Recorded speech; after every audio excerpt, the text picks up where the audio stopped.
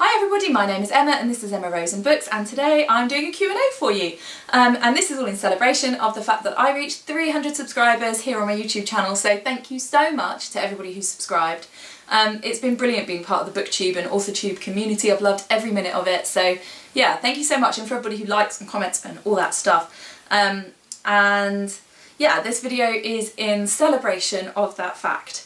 So, I got a real variety of questions and I'm really looking forward to answering them for you. First one I'm going to go for is on Facebook. This is from, obviously all my links are below if you want to check out any of my social media stuff. So, this is from Sophie Pilley and she says, not sure if the terminology is correct, but how did you become a breastfeeding peer supporter? What route did you take? How long did it take? Etc. So, first of all I'll explain kind of how, well, actually first of all to say is, if you're new to my channel, the reason that she's asking about breastfeeding peer support is because my book that I published came out in October, and that was about my experience breastfeeding my 3 kids and everything I learnt about that, and so yeah, very, very relevant to what I've written about. So with breastfeeding support, well actually it's similar in other supporting roles I'm sure. There are 3 levels of support. So the first level is peer support, which yeah, I'm a peer supporter. So a peer supporter is somebody generally who's gone through a similar experience. So in this case, somebody who has breastfed a baby. And then you undergo some training in sort of the information around the topic, so in this case breastfeeding, and also a little bit about the idea of being a supporter, so like a supportive role. The idea of a peer supporter is that you're like a well-informed friend, so you can be there for somebody but from a place of being able to signpost to accurate information and good supporting sources and all that kind of stuff. In the breastfeeding world then what happens in terms of support is the next level up is a breastfeeding counsellor. So that's somebody who has a higher level of understanding about the biology and clinical side of things and all the stuff, plus literally counsellor, they have counselling training as well. So they're, yeah, next rung up. Then top level is an IBCLC, and that stands for the International Board of Certified Lactation Consultants, I believe. And so that person is a lactation consultant. So that is a person who literally can work in a clinical setting. You can find them in hospitals. They can diagnose. They can, you know, I mean, they're not a doctor, but you know, they're a medical professional. That's the word I'm looking for. And they train a really, really long time to be able to do that. So yeah, you can see kind of the scale of it. So yeah, I'm a peer supporter, and I would have qualified in 2013, I believe. So what happened was, in a nutshell, and obviously I talk about this in my book, when I had my eldest, who's now coming up for 9, I had a lot of problems breastfeeding him, and I didn't go and, sorry, just checking this is actually recording, yes it is. I didn't go and seek any help because I thought that these like breastfeeding groups were like breastfeeding clubs. So you went along because you wanted to be a member of the club, like I'm now a breastfeeder. That's not how it works, that's not what they're there for. And so I only went once I'd figured things out, which is just such a shame. So I didn't benefit from that kind of support, like the supporting with issue side of things. But as soon as I started going to the group, what I did benefit from was being able to sit in a room with people who got it, you know, who just understood the daily challenges, and yeah, that just being, because breastfeeding rates are very low, so there's not an awful lot of people around who necessarily do, you know, have the same experiences. So it's just kind of really helpful to be in that space with people who can empathise. So I really, really benefited from that. When I then had my second child, who's now 6½, I had a much easier time with her anyway, but any time that I faced any kind of issues, straight away I went and sought help from the group that I was and still am part of. So that particular group, we had funding withdrawn, and we went into, we decided to become an independent charity so that the group could carry on, because so many of us valued everything about that group. When I'd kind of been through, when my second child was about 6 months old or so, I went to the lady who ran the group and said, look, you know, I see the amazing things that you do. I've benefited from the things that you do. What can I do to support the group, especially with all the changes that were going on and all that? And she said to me, do some peer supporter training. So she hooked me up with an appropriate course, and basically just sent me the details of who I needed to contact to sign up. I've decided not to name the charity that I trained through, just because, you know, I'm not their representative, if that makes any kind of sense. But there are a few charities that you can do a peer supporter course with, and anybody can do it. You don't have to be associated to a group. So the charities that offer peer supporter courses that I know of, and I'm sure there are more, are the Association of Breastfeeding Mothers, La Leche League, where there's like an international association, and then there's also like a UK section, and the Breastfeeding Network as well. So you sign up, and then the course takes like 2 months-ish.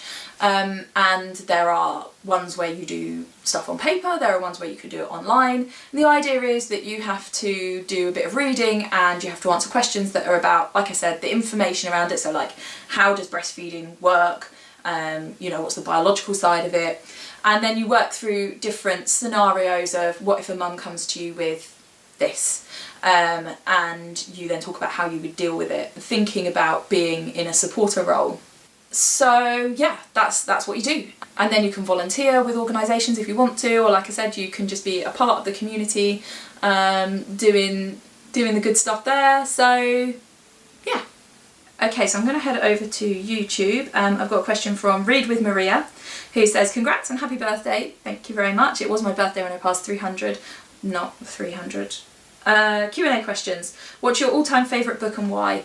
It's difficult because genre, obviously, like I have different favourites in different genres. My all-time favourite, in terms of what it did for my life and all that stuff, I've talked about it before, is The Politics of Breastfeeding, because when I read that book, it took me from being in a place of feeling like I didn't understand why I'd struggled so much and why people didn't understand what I was going through, and then I read that book and kind of went, oh, I get it. Like, I understood all the social pressures and the history and all the stuff, and it made me be passionate about supporting other people, which is obviously what I've already talked about. So that book was a real life changer for me.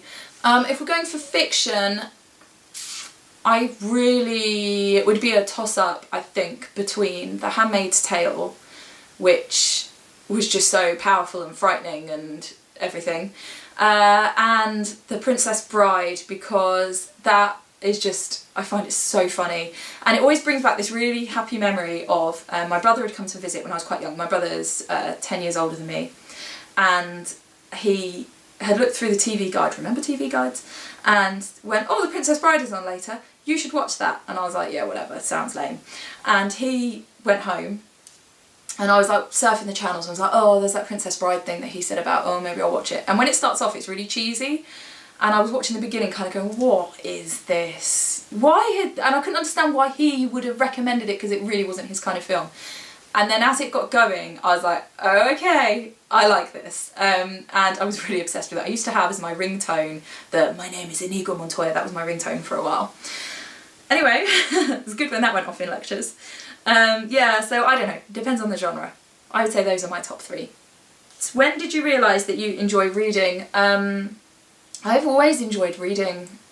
It's, to be honest, my parents are big readers as well. My dad would always just be sat quietly with a book. My mum, in particular, really likes audiobooks, but there was always books around. My brother's massively into reading. So it's almost like it wasn't a realisation thing, but I do remember learning to read before I went to school and loving showing off to my mum about, oh look, I can read this. I used to read The Owl and the Pussycat, and I used to read it backwards because I'm that guy. But yeah, I've always loved reading. So thank you for those questions. Read with Maria. Next person, Meredith Ellington. She says, congratulations and happy birthday. Thank you. And here's my question. What's one piece of advice you'd give to someone about to start on their own book writing journey? I think what I would say is, okay, I'm going to say 2 things because I can't decide which one. First of all, I would say persevere. My book, Milk, took years to write, and there were many times when I just thought, why am I doing this? But I really wanted to do it, and I felt so passionate about it, and I'm so glad that I did. And I think you do just have to keep going through all of that.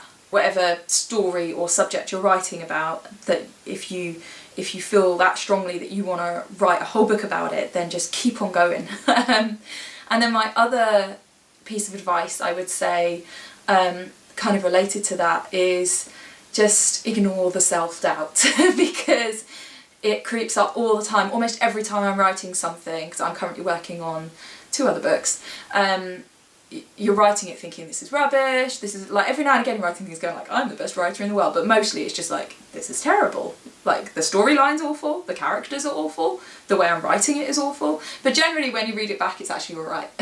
And you know, there's that whole self-doubt about bringing it out into the world. I mean, I had so much worry about Milk, particularly because of the topic it's about, of just what would people think, and that it's, I don't know, I kind of got myself very about it.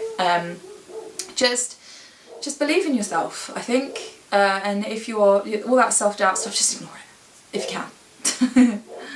Okay, next question is from Dane Reeds. So he says, amazing, thank you. Okay, my questions. When is Screaming Cherry going to gig in High Wycombe? Well, so I'm in a band called Screaming Cherry. We gig around Kent, which is where I live, and we actually don't gig all that much because we have families and lots of commitments associated to those families. We aim for like once a month, which works really, really well for us. I've been in the band for, I think it's like 12-ish years. Let me think. Yeah, it must be about 12 years, on and off, because I left for a little while when I had my eldest 2 kids, and I left for 6 months when I had my youngest. And they're just the best. You know, there's something about sort of playing music with people, especially because we do gel very well musically, that it's just good for your soul, you know. So yeah, anyway, no, I mean, we would gig in High Wycombe, but it's the whole petrol and the travel expenses. No venue would ever pay us the amount of money we'd have to charge. Interestingly, I actually grew up not that far from High Wycombe. It's one of those things that I knew it from travel reports from when I was growing up, but I wasn't entirely sure where it was. So I did quickly look it up when Dane asked the question. I was like, I'm sure it's near where I grew up. And it's about 50 miles away. I grew up in a place called Flitwick, which you may be familiar with because J.K. Rowling named one of her characters Professor Flitwick because she got it from a map and didn't know that the W was silent, which it is. And if you speak to someone particularly obnoxious in Flitwick and say, excuse me, where's Flitwick? They'll probably tell you, I don't know. Never done that. Yeah, so I grew up around there and spent a lot of time like Bedford and Milton Keynes and Luton and all around that area. And I still have family and friends around there, but my direct family all moved down to Kent. So yeah, we're kind of, I don't go up that way very much socially anymore. Occasionally I do. Yeah, anyway. But of course, if you're interested, you can look the band up, and I sing and play saxophone, very hard to do together, and I play guitar as well because I can't make my mind up about what to play. Right, next question. How are you planning to follow Milk? It must be a lot harder than if you'd written, say, the first book in a YA series. Yeah, this is something I've thought about, and even while I was bringing Milk out, I was thinking this. You know, Milk is part memoir, part like non-fiction, information-y type book, and obviously has a niche and a reasonably limited audience, although of course I'd say everybody should read it, but I understand that an awful lot of people aren't going to be interested. And so in marketing that book, obviously I go to like parenting type events, and I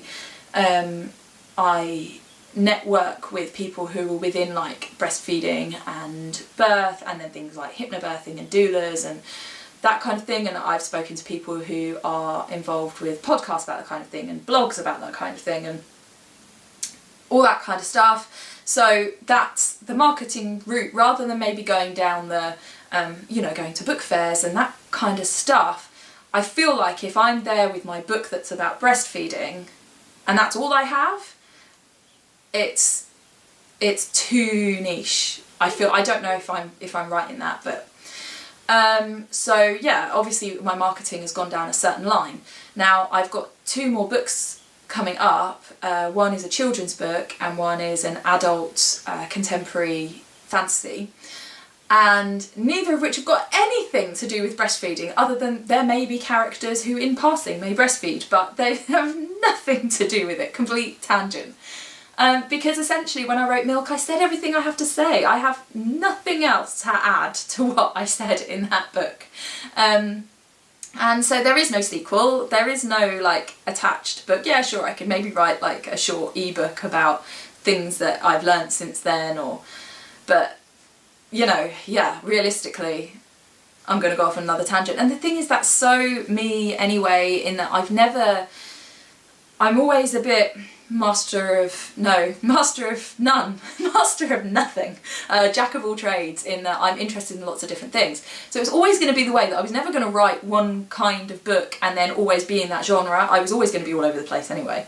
But it's just a complete break, because my new books are more based around the sea, which, if you've watched this channel, you'll know that I love the sea, I spend a lot of time by the sea, I'm a scuba diver, my degree is in marine biology, like that before I had kids. Obviously, like before I had kids I didn't know anything about breastfeeding, so you know, that was always my thing. So I'm kind of going back to that, and in terms of marketing, that book will be a whole different audience. But I'm hoping that if I'm going to things like book fairs and I have an array of books of different genres and different topics, you know, maybe there's just something for everybody, I don't know. At the end of the day, I know that people, you know, if you were, ideally you write something for a particular audience and then you carry on and build and all of that, but then an awful lot of authors don't. You know, an awful lot of authors might write a bit of whatever particular genre they're in, and then also some non-fiction stuff. I mean, for instance, you look at what Joanna Penn does. She's written her kind of thrillery type stuff, and then she's also got her how to write book stuff, although there is a much clearer link between those than there is between my books. Lots and lots of authors do it, but yeah, I have concerns.